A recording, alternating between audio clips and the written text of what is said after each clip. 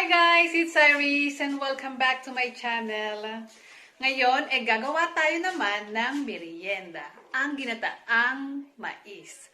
One of my favorite Filipino merienda. This is my own version, kaya wala itong gata at wala din itong malagkit na bigas. Gagamit tayo ng alternative na ingredients. So, let's start the cooking. So, ito ang ating mga sangkap. Mais, as always, ito ang aking ginagamit na brand dahil matamis siya. Pero nakalagay sinasukar. Langka from the Filipino shop. Alaska condensada, ube makapuno flavored.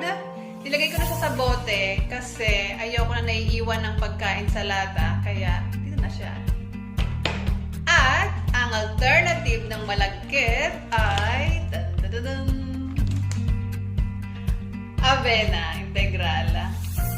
Organic avena. Una, maglagay tayo ng tubig sa pan, sa maliit na kasirola. Tapos pwede natin ilagay ngayon ang ating avena. Once, kinakalkula ko lang ito kung gaano lang kadaming kakainin ko. At once na kumulo na siya, ready na. So, as simple as that. So, hintay lang natin kumulo. Ayan, kumukulo na siya. So, ngayon, pwede natin ilagay ng ating mais.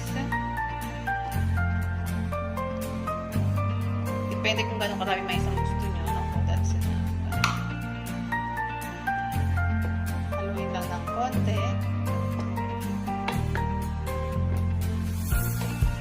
And then, it's ready.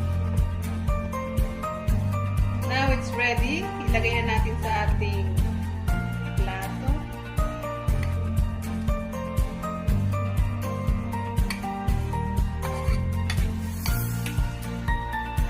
And on top is our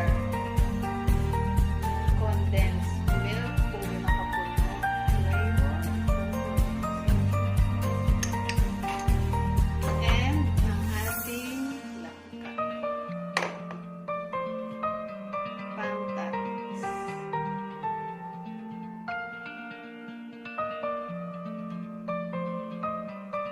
So, dahil tayo lang din kakain ito, hindi natin dapat nilipipit ang mga sangkap. Perfect. And there you have it!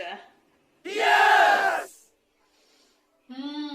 Kahit walang gata, it smells so good. Oh my goodness. This reminds me of my childhood. Ito kasi palagi ang niluluto ng nanay ko kapag tag-ulan, itong merienda namin. So, let's try this.